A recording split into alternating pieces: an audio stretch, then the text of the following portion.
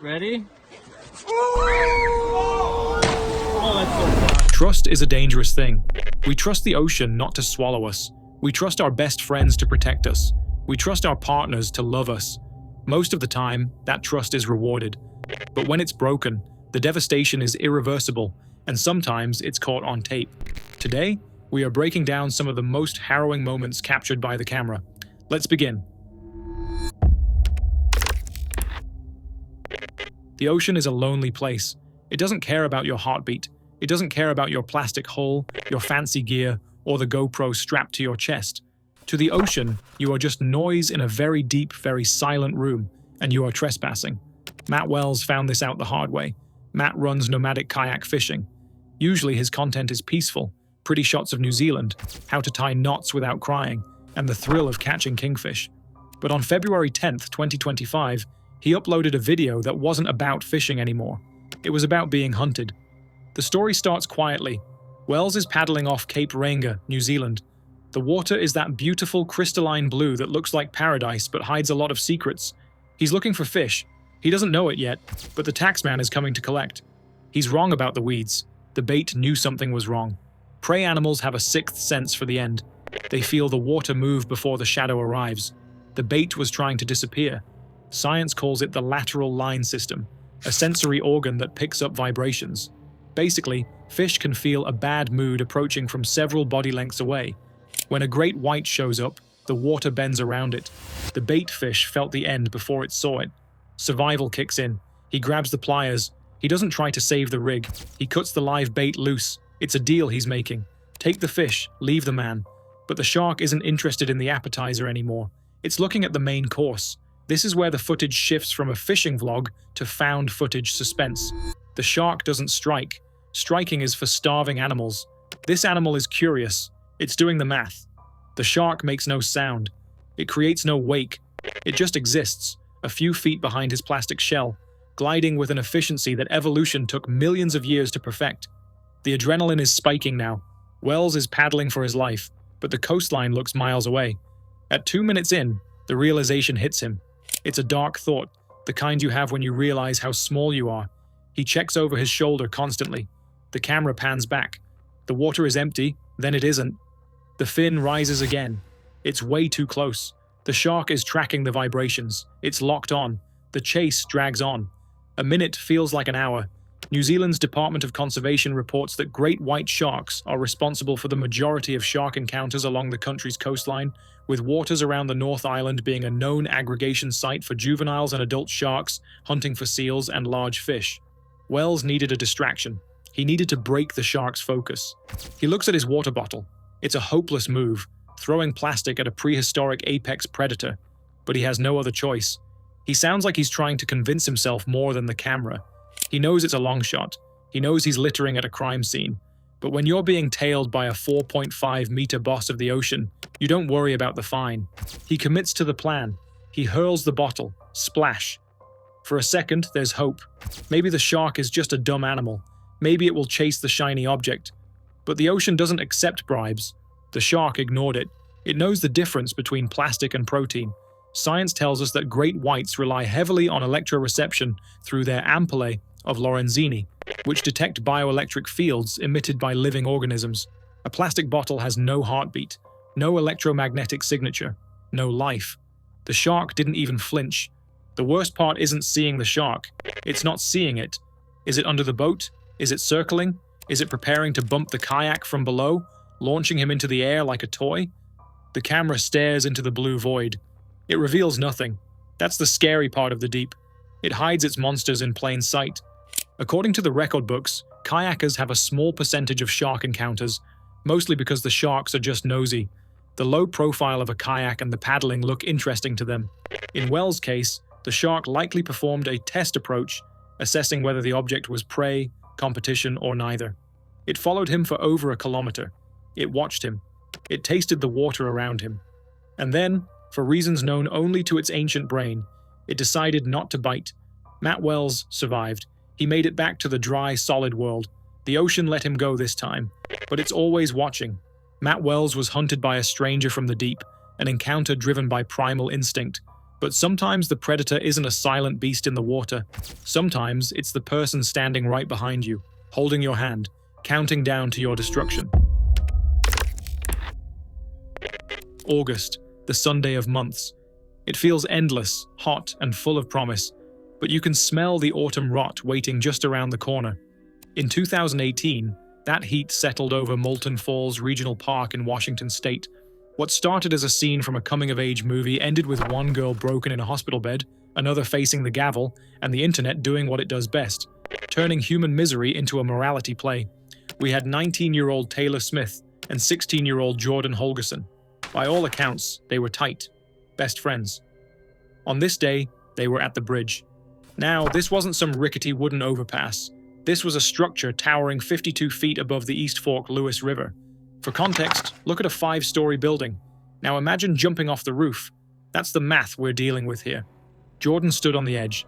If you've ever stood on a high dive, you know the feeling. The lizard part of your brain starts screaming, grabbing the wheel and hitting the brakes. Her toes were curled over the platform, staring down at the churning water. Her friends had already gone, their adrenaline screams fading. But Jordan froze.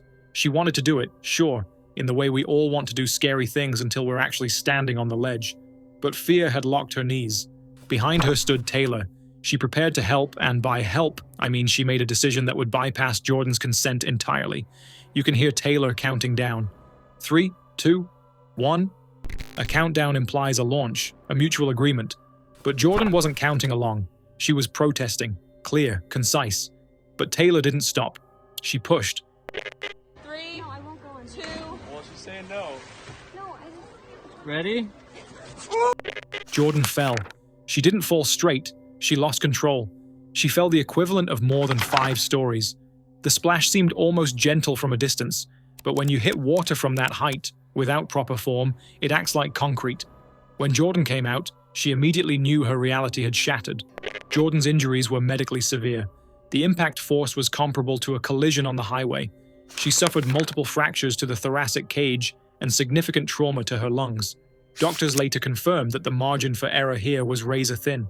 A fall from that height, hitting at that angle, that is usually a one-way trip. If she had landed slightly differently, we wouldn't be talking about legal charges. We'd be talking about a eulogy. What made the situation truly disturbing was Taylor's reaction immediately following the push. You'd expect panic. You'd expect her to scramble down the ravine, screaming for help. Instead, Taylor left the scene. Jordan's other friends, the ones who actually acted like friends, helped drag her injured body from the river. They realized something was seriously wrong when she complained of chest pain and difficulty breathing. Meanwhile, the person who pushed her was nowhere to be found. Jordan spent 3 days in the hospital. 3 days of tubes, beeping machines, and the silent, crushing realization that her best friend tried to hurl an object at terminal velocity, and that object was her. Beyond the physical recovery, she developed severe stress responses and sleeplessness that persisted long after her bones knitted back together. In her victim impact statement, she described the nightmares, the paralyzing fear of heights, and the gut-wrenching betrayal. It's one thing to be hurt by an enemy. You expect that. It's another to be hurt by the person holding your hand. Initially, prosecutors offered Taylor Smith a plea deal. To the outside observer, it looked remarkably soft. The agreement included 60 days of electronic home confinement, Netflix and chill effectively, 30 days on a community work crew, and 30 days of community service. But no jail time. For Jordan's family, and for the millions of internet detectives watching this unfold, this felt less like a punishment and more like a gentle suggestion. Jordan's mother, Janelle Holgerson, appeared before Clark County District Court Judge Darvin Zimmerman with a request that was almost biblical in its fairness: an eye for an eye, or rather a day for a day.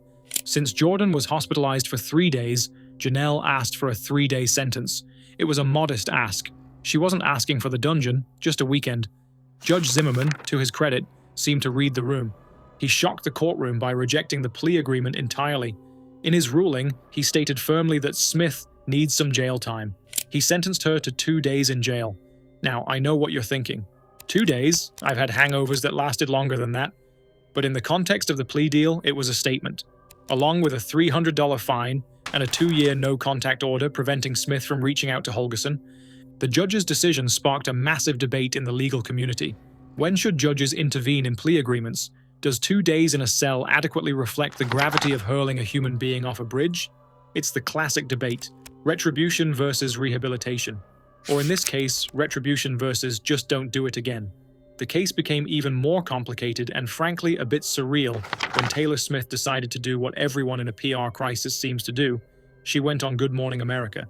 According to Taylor, Jordan had asked to be pushed. Taylor claimed that Jordan wanted to make the jump but was too scared to do it on her own, so she specifically requested that Taylor give her a push to help her overcome her fear. Taylor framed it as an act of tough love, misguided benevolence. And why did you push Jordan? She wanted to jump and she was scared, and she had asked me to give her a push, and I didn't think about the consequences. I thought she would be fine. The evidence and Taylor's account were drastically at odds. We have the tape. The internet never forgets, and the internet has ears. On the recording, Jordan can clearly be heard saying, "No, like don't count down. I won't go if you count down. I'm not ready." There is no ambiguity there. That isn't a request for assistance. That is a request for a pause. There's no audible agreement, only hesitation and fear. Taylor also revealed that she attempted to visit Jordan in the hospital immediately after the incident but was asked to leave. Probably a good call by the hospital staff. She said she apologized to Jordan multiple times via Snapchat. Initially, Jordan's responses were forgiving. "It's fine. I know you didn't mean to hurt me, but here is the thing about trauma. It evolves." As time passed and Jordan processed what happened, both physically and emotionally, her attitude shifted. The Snapchat messages stopped. The forgiveness evaporated. By the time they reached the courtroom, the friendship was buried. The video accumulated millions of views within days. Some viewers saw malicious intent, a mean girl's moment gone wrong. They saw a cruel prank, with Taylor showing a shocking lack of empathy by leaving the scene. Others, usually the contrarians, pointed to the complexities of teenage friendships. They argued about peer pressure and the fact that teenage brains aren't fully developed until age 25. The case raised uncomfortable questions. If Jordan really did ask to be pushed, which the video disputes, does that change Taylor's culpability? Can a 16-year-old meaningfully consent to being shoved off a 52-foot bridge? At what point does helping a friend overcome fear become criminal negligence? Criminal law experts noted that the charge of reckless endangerment was appropriate regardless of what was said. The legal standard focuses on whether a reasonable person would have known the action created a substantial hazard to human life. Pushing someone from a 52-foot height, yeah, that checks the box. So, where are they now? Jordan Holgerson has since made a full physical recovery. She's walking, she's breathing, and she's living. She has largely stayed out of the public eye, though she occasionally speaks about water safety and the dangers of peer pressure at local schools. She's taking her trauma and trying to turn it into a lesson, which is more grace than most of us would have. Taylor Smith completed her jail sentence and probation requirements. The 2-year no-contact order expired in 2020. We don't know if they ever spoke again, but I think we can guess. Some bridges, once burned, can't be rebuilt. Whether you believe Taylor's claim that it was a misunderstood request for help, or you see it as a callous act that deserved far worse than 2 days in county jail, one thing remains undeniable. Those few seconds at Moulton Falls demonstrate the fragility of it all.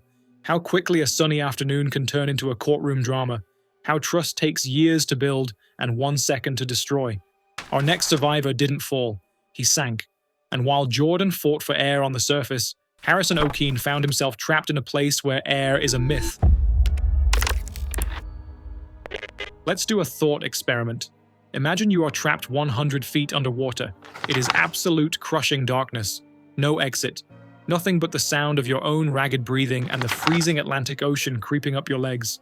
For 60 hours, this was Harrison O'Keene's reality. The footage of his rescue is one of the most chilling, claustrophobic artifacts to ever surface from the deep. And frankly, it's a miracle we're seeing it at all. On May 26, 2013, the Jascon 4 was just doing its job. It was a tugboat operating about 20 miles off the coast of Nigeria, grappling with the heavy lifting required to stabilize an oil tanker at a Chevron platform. It was 4:50 in the morning. Most of the crew were locked in their cabins, getting that precious sleep before the morning shift. Harrison O'Keene, the ship's cook, was awake. He was in the bathroom. Now, usually the biggest crisis you face in the bathroom at 5 a.m. is realizing you forgot your phone or you're out of toilet paper. For Harrison, it was the beginning of a descent into hell. A massive ocean swell slammed into the tugboat. This was a catastrophic, violent flip. The Jascon 4 capsized. In seconds, the laws of gravity inverted. The propellers were pointing at the clouds, and the wheelhouse was driving straight for the seabed. Port and starboard ceased to exist. There was only up and down was winning. Harrison was thrown around the small bathroom. As the vessel began its rapid plummet to the ocean floor, he tried to open the door. But here is a physics lesson you never want to learn firsthand. Water is heavy, really heavy. The force of the Atlantic rushing into the corridors sealed that door shut with thousands of pounds of pressure. When he finally managed to wrench it open, the boat jerked. The impact sent him reeling, leaving him dazed and injured in the dark. And then, the lights died. Everywhere was dark. The boat sank 30 meters, roughly 100 feet, before crashing into the silt of the ocean floor. 12 crew members were aboard that ship. Within minutes, 11 of them were gone. By all accounts, Harrison was supposed to be number 12. As the water violently displaced the air in the corridors, Harrison scrambled through the pitch-black chaos. He encountered 2 or 3 of his colleagues near the emergency exit hatch. They were fighting the water, desperate to spin the wheel and escape. But Harrison didn't wait. In a move that goes against every survival instinct you've ever had, the instinct that screams, "Get out!" he turned away from the exit. He swam further into the sinking vessel. The rushing water swept him down the hallway and washed him into the second engineer's cabin, specifically into the ensuite bathroom. The door slammed shut behind him, and that slam, ironically, was the sound of salvation. Because the cabin doors on these tugs are heavy, reinforced steel meant to keep out pirates, they create a near-perfect seal. When the ship flipped, the air inside that bathroom couldn't escape fast enough. It was trapped by the rising water pressure. Harrison found himself in a small air pocket, roughly 4 feet high, compressed by the weight of the ocean above him. He was clinging to the underside of a wash basin, shivering in total darkness, while the water level slowly rose to his chest. He wasn't alone, though. Not yet. He could hear his colleagues. The metal hull of a ship is a fantastic conductor of sound. He could hear cries for help and panicked voices calling out names in the dark. One by one, the shouts fell silent. Harrison hoped they had escaped to the surface. He prayed they were sitting in a lifeboat somewhere, drying off. They weren't. Now truly alone, Harrison did something remarkable. Most people would shut down. Panic is a calorie burner, and in a survival situation, your brain is usually your own worst enemy. But Harrison started problem solving. He realized the water was freezing, literally sucking the heat out of his body. He was wearing nothing but boxer shorts. So he got out of his air pocket, holding his breath, diving back into the submerged cabin to scavenge. He found 2 life jackets. In a stroke of luck, each vest had a small flashlight attached. He stuffed one torch in his mouth and tucked the other into his boxers, because you never know when you'll need backup lighting for your pants. He tried again and again to reach the exit hatch, swimming through flooded corridors in pitch black, battling debris. But the door wouldn't budge. It was sealed by the ocean. Each time he had to find his way back to the tiny air pocket that was keeping him alive. He almost got lost, multiple times. When a ship is upside down, the ceiling is the floor, and the doors are in the wrong place. There were so many options: engine room, chiller, mess room. If he had turned left instead of right, he would have ended up in a compartment fully flooded with water, and that would have been it. He learned later that one of his colleagues had made exactly that mistake and was found floating in the mess room. Realizing escape was impossible, Harrison got practical. He found a tin of sardines and a can of Coca-Cola. He found some loose coveralls floating in the dark, tore them into strips and tied them together to make a rope. He secured one end to the cabin door and the other to his wrist, a lifeline so he wouldn't drift away in his sleep or lose his way if the water shifted. Then he went full MacGyver. He ripped wooden panels from the ceiling, which was now below him, and fashioned a makeshift raft. He piled 2 mattresses on top of it. This allowed him to sit mostly above the waterline in his tiny air pocket. It conserved his body heat and kept him from having to tread water. But the temperature was freezing and something else was happening. The wreck had attracted visitors, fish, and worse, crayfish and crabs. Harrison could feel them in the water.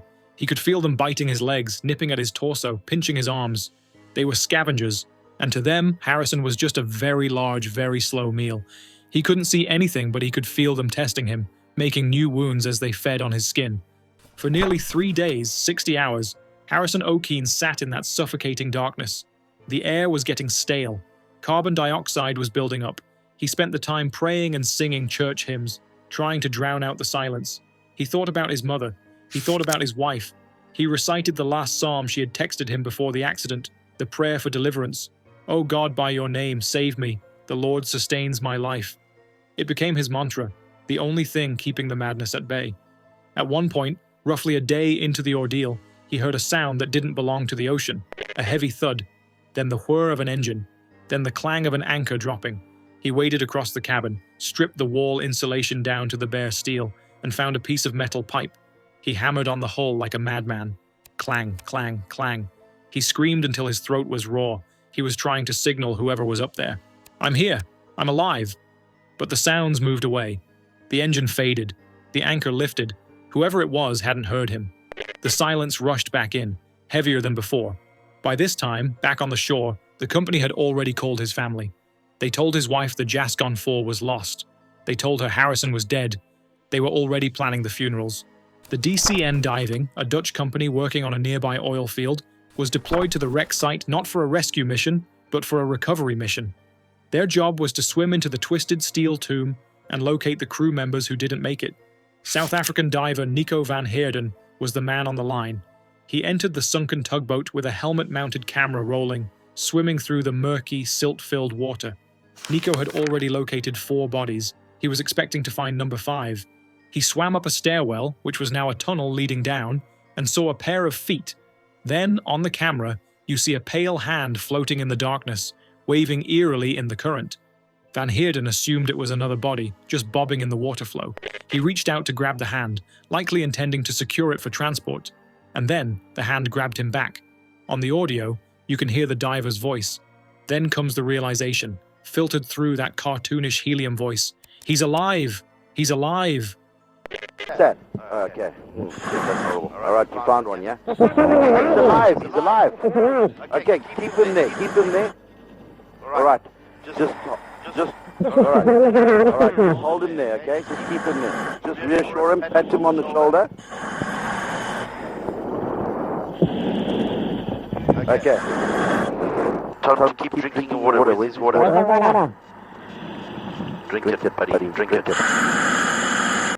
The camera surfaces into the air pocket, and there is Harrison O'Keen. He looks at the diver, blinking in the harsh LED light, slowly shaking his head as if he can't quite process that this isn't a hallucination. The rescue diver, recovering from his own heart attack, reaches out. He pats Harrison on the shoulder. He gives him a thumbs up. A voice from the surface control room says, "Hold him there, just keep him there. Reassure him." He reaches out for a bottle of water the diver offers. He takes a sip. It's probably the best water anyone has ever tasted in the history of hydration. But the rescue wasn't over. Not even close. You see, Harrison had been at depth, under massive pressure for nearly 60 hours. His body was a sponge, and his blood was fully saturated with nitrogen. If the divers had just grabbed him and swum him to the surface, the physics that saved him would have turned around and killed him instantly. The pressure drop would cause the nitrogen in his blood to expand into bubbles. It's called decompression sickness, or the bends. And in a case this extreme, it would have turned his blood into soda pop. His heart would have stopped before he broke the surface. So the divers had to turn this cook into a diver. They fitted Harrison with a heavy diving helmet, giving him a crash course on how to breathe through it. They slowly escorted him out of the wreck, guiding him through the dark, twisted corridors he had memorized in his nightmares. He was transferred into a diving bell, a pressurized capsule, and hoisted to the surface. But he couldn't step out into the sunlight. Not yet. He was moved immediately into a decompression chamber on the surface vessel. He had to sit in that steel tube for another 2.5 days, watching movies and eating warm food, while the technicians slowly lowered the pressure inside to match the outside world. Okay? What is your rank? You're the cook. Yeah, they will survive. Put your head underwater and breathe comfortably, okay?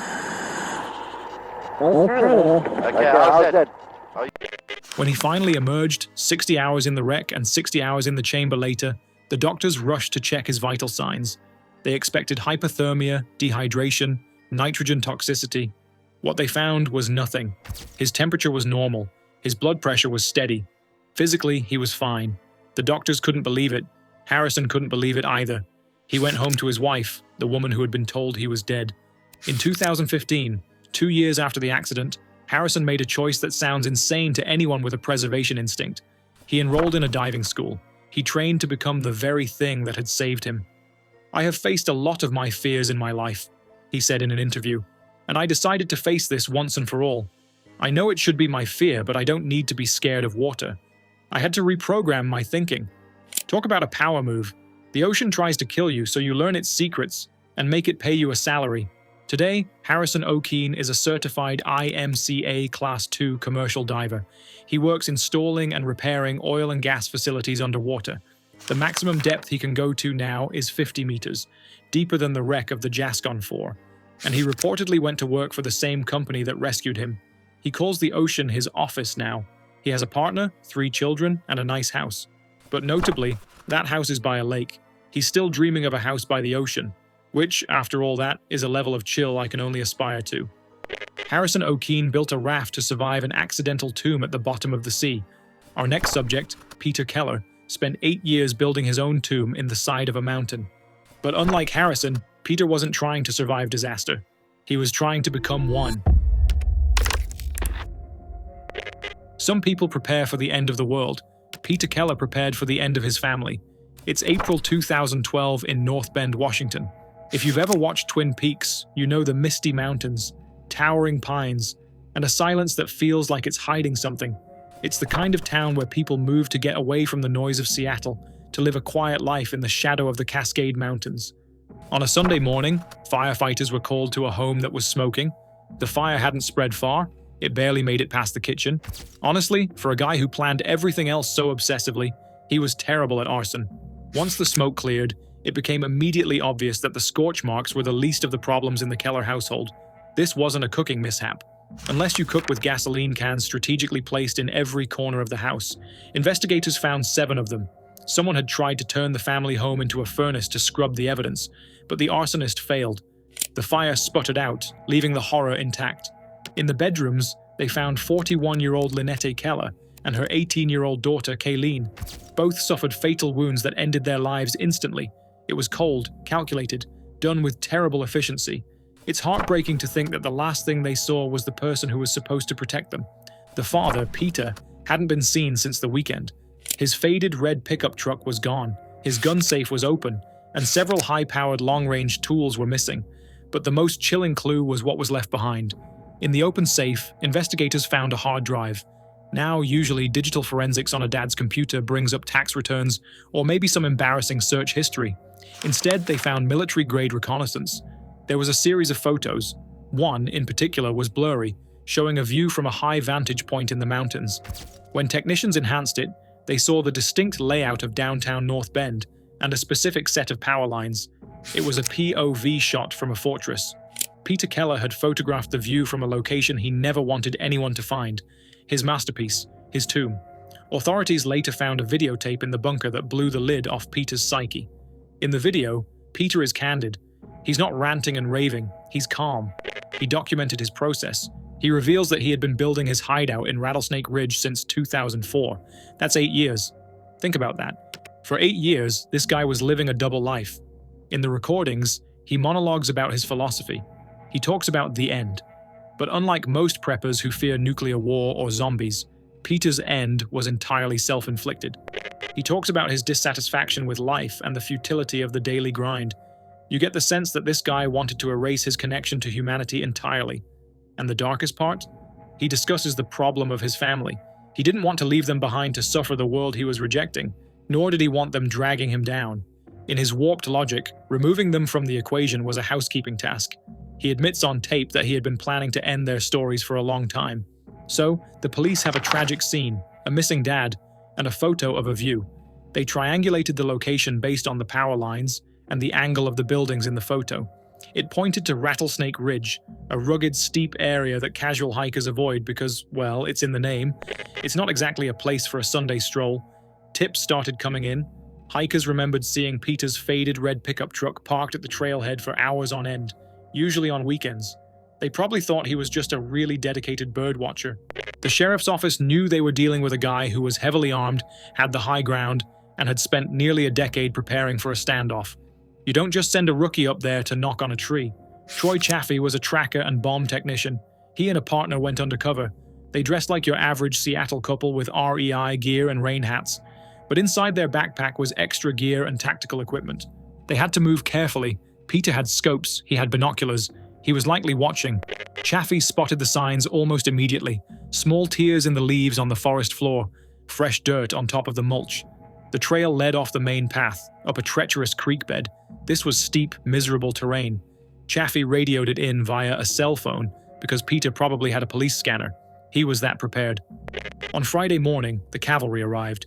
Dozens of SWAT officers, their faces painted with camo, slogged through the mud for 7 hours. It was wet, cold, and miserable. Classic Washington weather. Then, they smelled wood smoke. It was drifting from a makeshift stove, an aluminum trash can with holes punched in it. And then they saw Peter Keller had excavated a massive horseshoe shape directly into the bedrock of a ravine. He had cut down trees with 15-inch diameters, trees older than him, skinned them, and used them to build a multi-level underground log cabin. He used 18-inch lag screws. He reinforced the roof. This had taken him 8 years of manual labor, hauling supplies up a mountain on his back.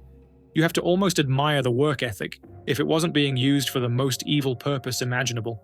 Inside, the bunker was stocked. He had shelves lined with bottles of water and Coke. He had a plastic jug of beans, a sealed bucket of barley, and a bucket of candy. Specifically, 100 grand bars, a generator, PVC pipe for water, extra Ziploc bags for keeping supplies dry, and boxes of ammunition. The SWAT team surrounded the bunker. They had a hostage negotiator call out, though they knew the hostages were already gone back in North Bend. They fired tear gas into the structure. Nothing, no movement. Just the eerie silence of the woods and the smell of that wood smoke. Officers saw lights flickering on and off inside during the night. He was in there. He knew they were there. This was the moment he had been fantasizing about since 2004, the final showdown. But Peter Keller, for all his tactical cosplay and tough guy posturing, didn't give them a fight. During the night, officers heard a muffled pop. They brought Chaffee back in to blow the roof. He used explosive cords like explosive garden hoses to shear the logs. They had to be careful. They didn't want to collapse the whole thing on top of the suspect or themselves. When the smoke cleared and they pried the logs away, they snaked a camera in. Peter Keller was gone. He lay in the grim aftermath on the bottom level of his 2-story hideout. He had turned the weapon on himself on the upper level, tumbled down the ladder and landed below. His final mark had splattered onto a shelf, dripping down onto a copy of the Seattle Times sports section from June 19, 2010. A grim time capsule. They pulled over 120 pieces of evidence out of that hole. Guns, ammo, the beans, the candy, and the videotapes. The tapes confirmed what everyone feared but didn't want to believe. Peter Keller wasn't a victim of circumstance. He wasn't a man pushed too far by the economy or society. He was a narcissist with a shovel. He spent almost a decade building a clubhouse where he could be the king of nothing. He withdrew $6,200 from the bank right before the tragedy. He told a co-worker he might not be coming back. He planned every step, except for the part where he actually lived to enjoy his beans and chocolate bars. If you're ever feeling like the world is too much, talk to someone. Don't build a bunker. And definitely don't hurt the people who love you. Peter Keller spent years meticulously planning his own exit. Alan Ray McGrew spent years planning a party. One was an act of malice, the other an act of joy. But both prove that whether you plan for a decade or a second, the end can arrive with a deafening bang.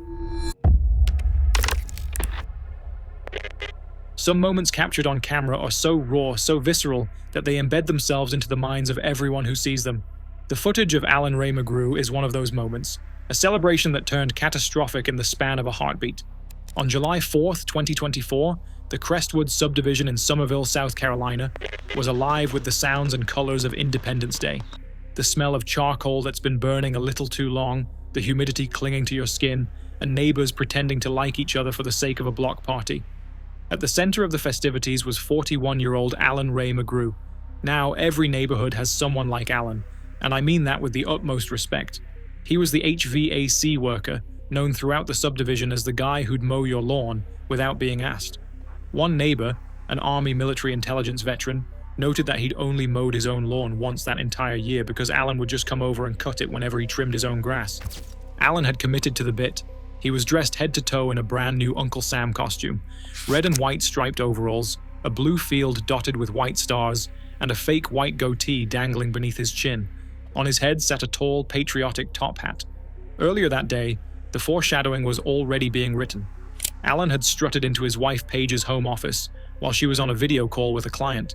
She burst out laughing so hard she had to explain that her husband was currently cosplaying as the physical embodiment of the federal government. The client asked to see, so Alan obliged. doing a little spin in front of the camera like a showman born for the part. It was innocent. It was wholesome. Paige would later share footage from that afternoon with journalists. In the video, Alan dances a jig on the front lawn. Behind him, a row of smoldering firework mortars lines the edge of the street like a barricade. This was his favorite holiday, his favorite night of the year. He was a simple man with simple loves. He was a massive New England Patriots fan who collected Tom Brady memorabilia. He even built a man cave called Patriot Place. He was a homebody. He loved all-you-can-eat crab legs, a challenge that I believe is legally required for every American male to attempt until they regret it, and playing video games with his son, Hunter. He cooked massive spreads for his family on Thanksgiving and Christmas, referring to the holidays as his Super Bowl. Alan and Paige had been together for 7 years before finally getting married on April 20th, 2023. He was a guy who loved hard, lived loud, and, tragically, lived in the moment a little too much. According to family and witnesses, Alan had been drinking since around 6 p.m. Now, his wife emphasized that he wasn't a drinker by habit, but it was July 4th. Everyone was enjoying themselves.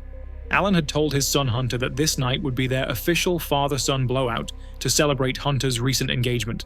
After tonight, he planned to take a break from alcohol. One last hurrah. By around 10:20 p.m., the celebration was reaching its peak. Fireworks popped across the subdivision, drowning out the crickets and the common sense of everyone involved. Alan was putting on a show, lighting off mortars for the gathered neighbors.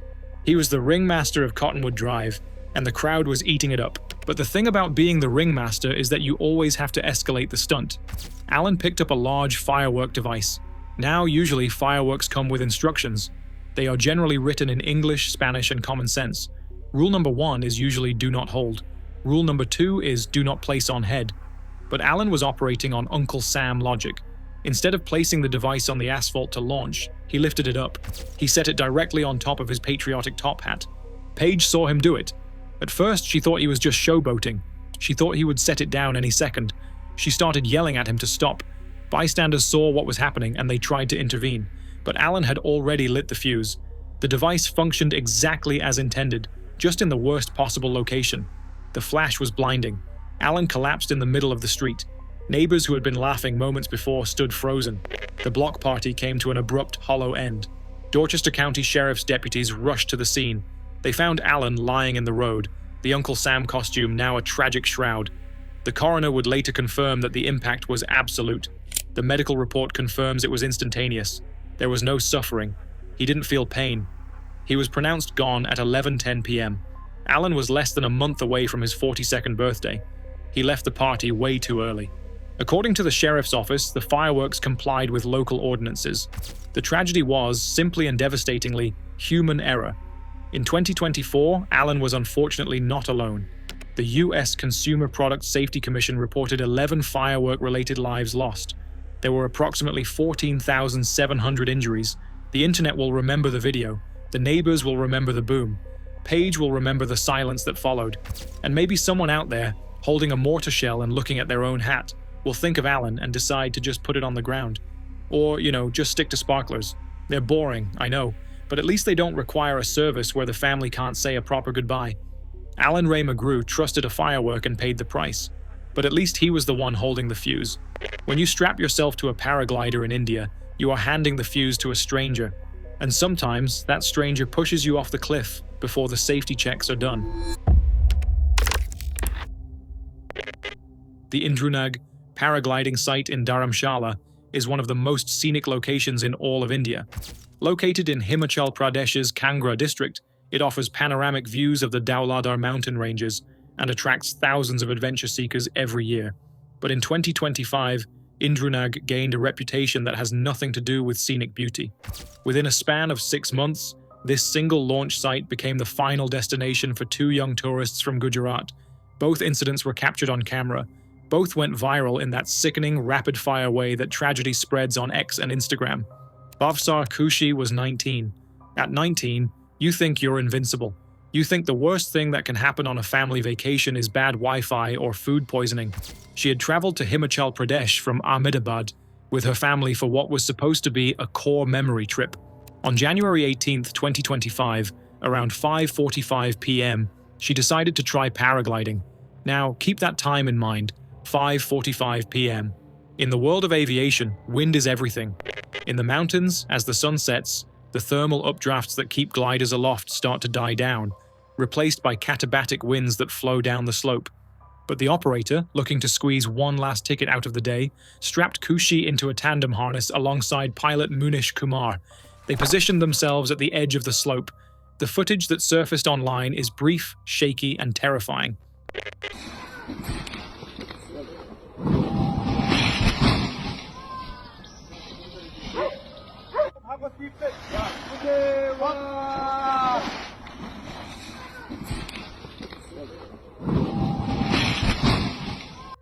As they begin their run toward the edge, something goes wrong.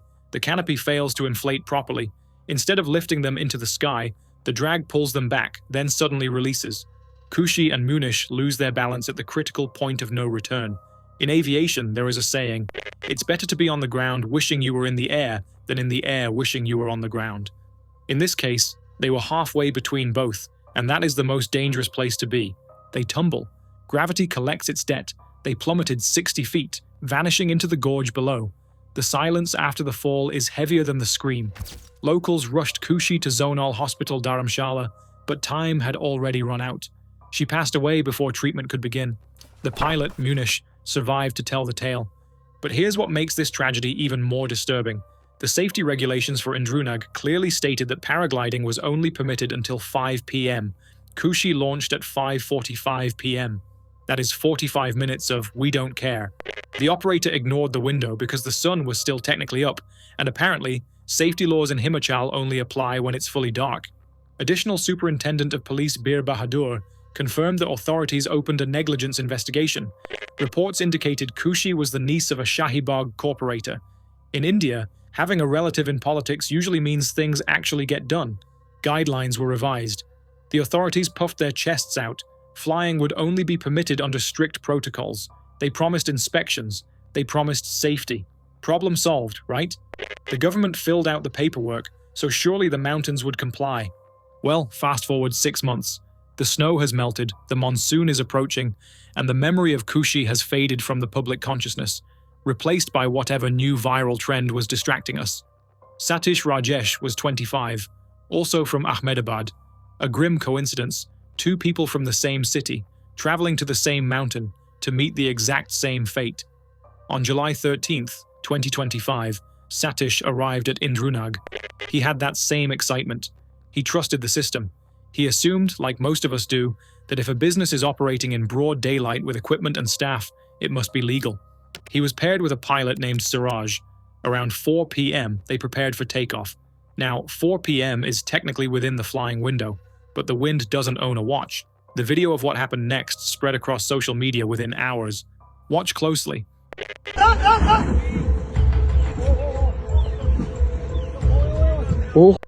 A staff member is literally shoving Satish and Siraj down the slope. This is a massive red flag. A tandem launch is supposed to be a run, a partnership. Being shoved like a shopping cart implies you have zero momentum. For a second, the wing catches air. You almost feel relieved. Then it stalls. Instead of soaring, the wing banks hard right. The glider drops like a stone, slamming into the earth just beyond the launch point. It's a sickening thud. Satish suffered injuries that offered no second chances. He fought for a day, but on July 14th, he passed away. Pilot Siraj was left in critical condition, but the investigation that followed exposed something even more troubling than pilot error or equipment failure. SDM of Dharamshala, Mohit Ratan, confirmed that the paragliding operator involved in Satish's case was completely unregistered. 6 months after Kushi's passing triggered a massive crackdown. An illegal, unverified, unapproved operator was running flights from an unnotified site. Tourism officer Vinay Dhiman stated the activity was conducted from a location outside the notified zones. They were literally launching people off a random cliff that looked paraglidable enough. If the unregistered operator wasn't enough to make you lose faith in humanity, check the calendar. The accident occurred on July 13th. Satish died on July 14th. The seasonal ban on all adventure sports in Himachal Pradesh, a ban strictly enforced because the monsoon winds make flying dangerous, was scheduled to begin on July 15th. The ban was 24 hours away, 1 day, 1,440 minutes. But the operators wanted one more day of revenue. Satish paid for that greed with his life. These two losses weren't isolated incidents. Over 12 people have lost their lives in paragliding accidents in the state in just 2.5 years.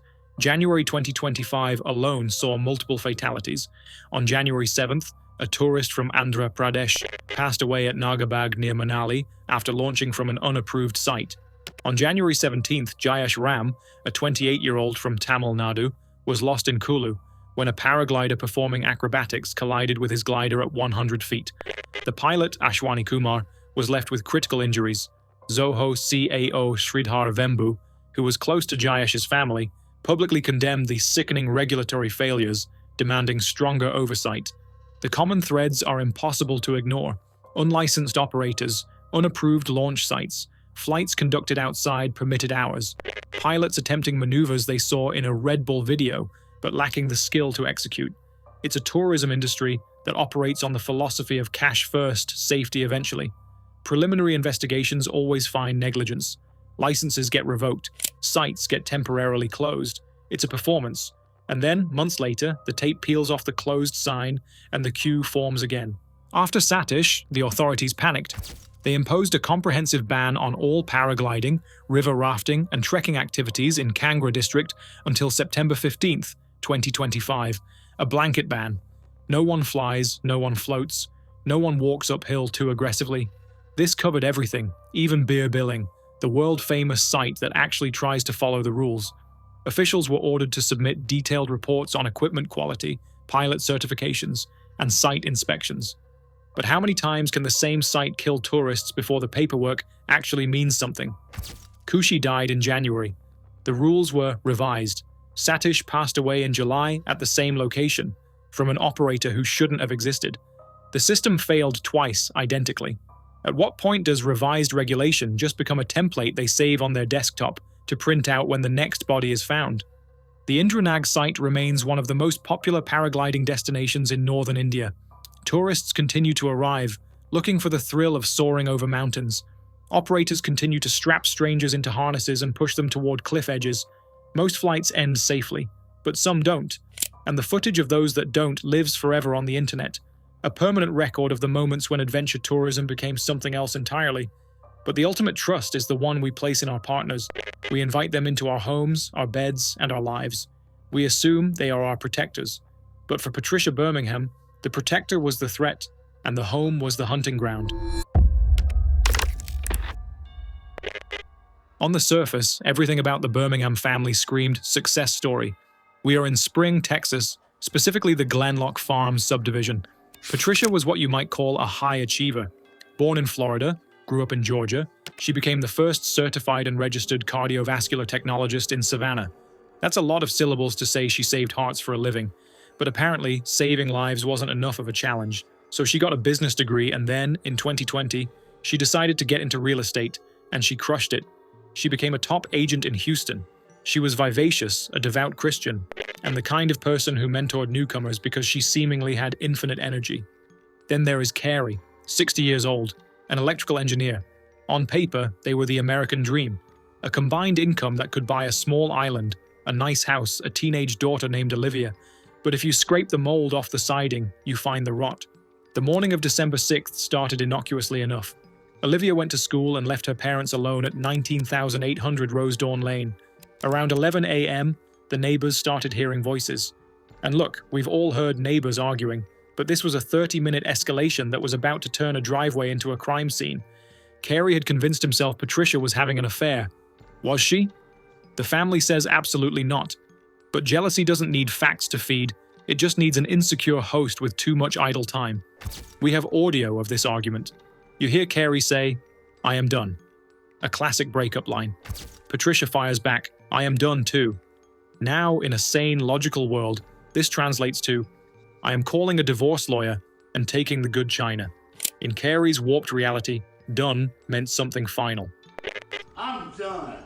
I'm done too. I'm done. I'm done too. At some point, Patricia pulls out her phone. We live in an era of pics or it didn't happen. We document our brunches, our gym gains, and apparently our own final moments. She hits record. Maybe she thought the camera would act like a shield. It's that distinct human logic that says, he won't do anything crazy if the audience is watching. It's a comforting thought. It's also tragically incorrect. Or maybe she just wanted the jury to see exactly what she was dealing with. If that was the plan, well, mission accomplished, Reese. In the footage, Carey appears in his bathrobe, weapon in hand. He walks toward her. The camera doesn't shake as much as you'd expect. Patricia stands her ground. She asks the question, "Do you really want to do this on video?" It's a valid question. His response is, "I'll pull it. I'm mad enough to pull it." You really want this on video? I'll pull it. I'm mad enough to just pull it. Okay. All right. Goodbye, Breeze. Nice to know you. You go meet Jesus. And then he looks at the woman he shared a life with for 2 decades, the mother of his child, and delivers a sign-off. "All right, goodbye. You're going to meet Jesus." 3 deafening blasts ring out. In the quiet suburbs. On a Monday morning, Patricia is fatally impacted. Her light is extinguished in a fraction of a second. The camera falls, but the audio keeps rolling. And Carey, the specter in the bathrobe, looms over the silence he just created and mutters, "I hope it was worth it." Now, a normal human being, upon realizing they have just erased a life, might panic. They might call 911. They might try to do CPR, even if it's futile. Carey Birmingham did none of that. He didn't call for an ambulance. He didn't scream for help. He turned around, walked back into his house, and left her out on the concrete. The neighbors, the ones who had been listening to this 30-minute prelude to disaster, were the ones to call the cops. County 911, what is the location of the emergency? I'm in Glen Lock, and we heard a loud, like 3 pops, bang, bang, bang. So we went outside, and I looked, and I see somebody is laying on their back, and it looks like they've got blood on her chest and blood coming out of her mouth. When the Harris County deputies arrived, they found Carey. They found the weapon. It was an open and shut case. He was arrested. Sheriff Ed Gonzalez posted about it. The community was in shock. But then, the system decided to play a little joke. 3 days later, on December 9th, Carey bonded out. $200,000. That's it. You can end your wife's life on 4K video, leave her in the driveway, and be back home in time to watch the weekend game if your bank account is healthy enough. He walked free. For 3 years. Fast forward to March 2024. The trial finally happens. Carey's lawyer, Anthony Osso, looks at the evidence and realizes, yeah, we can't say he didn't do it. So they go for a sudden passion defense.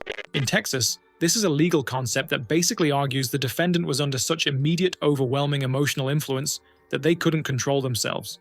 It's the legal equivalent of saying, "She made me so mad I just had to shoot her 3 times." It downgrades the punishment cap. The video was shown to the jury of all women, 12 women. You would think, statistically speaking, that an all-female jury might look at a video of a man removing his wife in a bathrobe and think, we should probably lock this guy away until the sun burns out. But Osso's strategy was to frame the murder not as a crime, but as a tragedy of emotion. He contextualized it. "Look how sad he is," was essentially the vibe. "Look how pushed he was." They gave him 10 years. The maximum was 20. The prosecutors wanted 20. The family wanted 20. Hell, I think even Carey probably expected 20. With parole eligibility, he could be out in 5 years. He could be walking free in 2031. He'll be 67, still young enough to put on a bathrobe and ruin someone else's life. Patricia's sister, Mary Dees, was rightfully furious. She went online and scorched the earth. She pointed out that the prosecutors were shocked. The judge was shocked. Even the courtroom furniture was probably shocked. Jury consultant Joe Ellen Demetrius, who has seen everything, speculated that the jury saw something in that video that made them feel sorry for Mr. Birmingham. What? Did they like his robe? Did they sympathize with his bad haircut? It defies logic. It suggests that if you perform your villainy with enough pathetic energy, people will let you get away with it. Patricia Ricci Birmingham was 5 days away from her 49th birthday when her timeline was cut short in broad daylight. She left behind a daughter who will never fully recover and a sister fighting for a justice that seems to be on vacation. Carey Birmingham sits in prison today, likely marking off the days until his parole hearing, secure in the knowledge that the system considers his wife's existence worth about 5 years of actual time served. And somewhere in Spring, Texas, on Rosedawn Lane, there is a driveway. The rain has washed the physical evidence away. The sun beats down on it just like it did on December 6th. But if you look at it through the lens of that cell phone video, you can still see the shadow of a man in a bathrobe, proving that the most dangerous monsters aren't under the bed. They're the ones holding the keys to your front door.